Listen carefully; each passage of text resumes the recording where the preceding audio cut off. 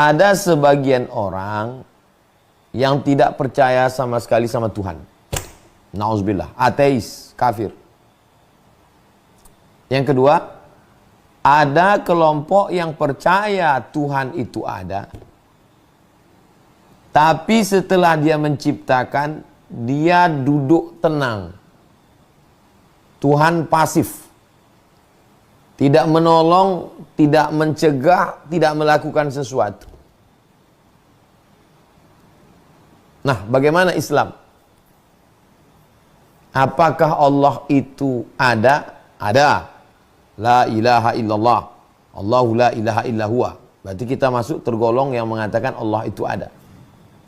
Apakah Allah itu bekerja, melakukan sesuatu, atau dia diam saja pasif melihat? Maka dalam Islam diajarkan bahwa Allah itu menolong.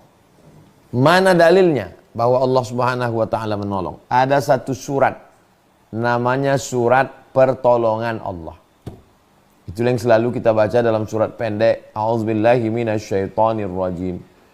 Bismillahirrahmanirrahim. Idza jaa nasrullah. Kalau sudah datang pertolongan Allah, wal fath, kemenangan. Menang dulu atau pertolongan Allah? Pertolongan Allah dulu. Setelah datang pertolongan Allah, baru datang kemenangan.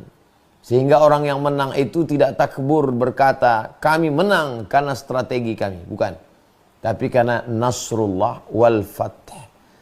Kalau sudah kita dapat pertolongan Allah dan kita menang, wa ra'aitan nasa, engkau akan lihat semua manusia yadkhuluna fi dinillah, masuk dalam agama Allah, afwaja, berbondong-bondong, bukan 1, 2, 3 orang, bergerombol, berkerumun, berjamaah, berdatangan masuk Islam.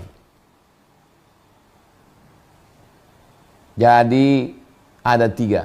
Yang pertama pertolongan Allah. Yang kedua menang. Kalau sudah menang, semua akan mengaku kawan. Lawan berbalik menjadi sahabat. Dendam kesumat menjadi persahabatan. Kapan ayat ini turun? Ayat ini turun pada peristiwa Fathu Makkah, pembebasan kota Makkah dari kafir Quraisy tahun 8. Idza jaa nasrullahi wal fath wa ra'aitan nasa yadkhuluna fi dinillah, mereka akan datang berbondong-bondong masuk ke dalam agama Allah. Itulah dia tahun ke-9 yang disebut dengan Amul Wufud. Am artinya tahun, Wufud utusan-utusan. Kabilah ini ngirim utusan, suku ini ngurus utusan, bani ini ngirim utusan. Utusan ini bersyahadat, belajar Islam dan pulang membawa ajaran Islam. Semua itu dari pertolongan Allah. Bahwa pertolongan Allah itu ada. Buka lagi surat Ghafir ayat 51. Lanan suru rusulana, kami pasti menolong rasul-rasul kami. Adam, Idris, Nuh, Saleh, Ilyas, Ilyasa, Zakaria, Musa, Yahya, Isa, Sayyidina Muhammad SAW. Inna lanan suru rusulana, kami pasti menolong rasul-rasul kami.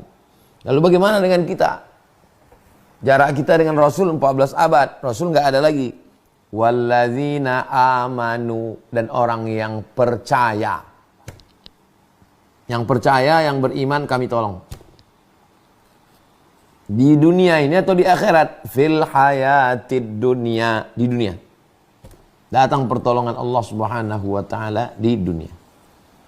Nah, jadi pembahasan yang pertama ini untuk menangkis, menolak, menghilangkan keraguan orang yang sudah putus asa, Tuhan sudah mati, Tuhan pasif, Tuhan tidak bekerja, Tuhan tidak berbuat, nantang mana Tuhan? Idza jaa nasrullahi wal fath lanansuru rusulana. Ala inna nasrallahi qarib. Pertolongan Allah itu dekat. Bukan sekedar ada, dekat. Sebentar lagi dia sudah sampai. Ada pertolongan Allah itu. Kita tidak mendapatkannya. Tidak dapat bukan berarti tidak ada. Jangan karena tidak tahu lalu bilang tidak ada. Bilang aja belum dapat. Saya belum cukup syarat. Saya ini masih banyak dosa. Kami ini masih kelahi. Kami ini masih berkonflik hingga pertolongan Allah belum turun. Jadi yang disalahkan itu kita, saya, kami. Ini konsep yang pertama. Al-Quran, kalam Allah yang disampaikan malaikat Jibril kepada Rasulullah Muhammad SAW menyatakan bahwa pertolongan Allah itu ada. Pertolongan Allah itu dekat. Pertolongan Allah itu pasti dan orang-orang sudah banyak yang ditolong oleh Allah. Nabi-nabi ditolong oleh Allah Subhanahu wa taala. Nabi Yunus dalam perut ikan, la ilaha illa anta subhanaka inni kuntu minaz zalimin, ditolong Allah. Nabi Musa terbuang dari Fir'aun, ditolong Allah. Dikejar-kejar Fir'aun di Laut Merah, ditolong Allah.